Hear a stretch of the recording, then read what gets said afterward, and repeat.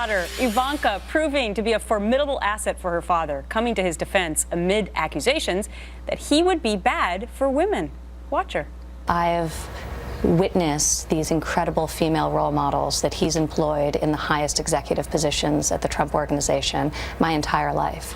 In an industry that has been dominated by men, is still dominated by men, but certainly was when he was starting out in his career and he was employing some of these women and raising them through the ranks. Let's debate it. Chris Plante, syndicated radio talk show host of The Chris Plante Show. Leslie Marshall, syndicated radio talk show host of The Leslie Marshall Show and a Fox News contributor. There's no doubt that Ivanka is a good asset for Donald Trump, Chris. Yeah. Oh, she is. She's very good. She's very comfortable in her own skin. She's great on her feet. She's very articulate. She speaks very highly of her father, and a lot of people are not speaking very highly of her father these days, particularly when it comes to gender issues and women. And she is a very, very articulate, very capable spokeswoman for her father and for the campaign. And I would expect that you're going to see more of her if she's not too busy with other things, because she speaks well of him and she reflects very well. And they have a great relationship. She is one of the women that she was talking about. I mean, she is a top executive in the Trump organization, and she runs a ton of businesses. And by the way, she just had a baby. I mean, Leslie, unbelievable that she looks like she does, and she's out there on the campaign trail. Is this an asset for Donald Trump in your mind? Honestly, she is an asset, but I don't think she is going to change a woman to vote for her dad. Why? I think most of us would speak positively about her dad. Well, one, because she's not running for office, and two, because it doesn't address comments that he has made. She may talk about the merit of her father as a businessman and employer with regard to women, but not the negative things that have been said by him or tweeted by him. She didn't address that, or even things he has said about her that have made some of us uncomfortable. So I don't think it gets him any female votes. I think the people that support him will support him. Although she's an asset, I think she'd be more of an asset for herself if she were running with women than for her dad.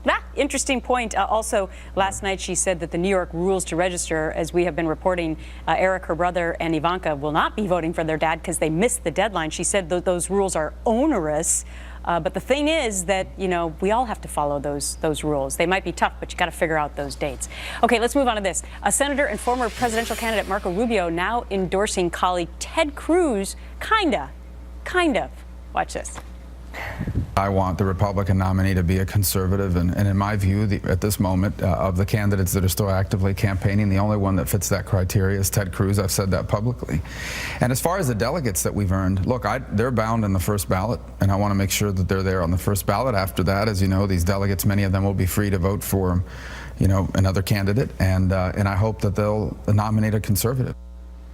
So, Chris, should we say, wow, Marco Rubio may be endorsing Ted Cruz?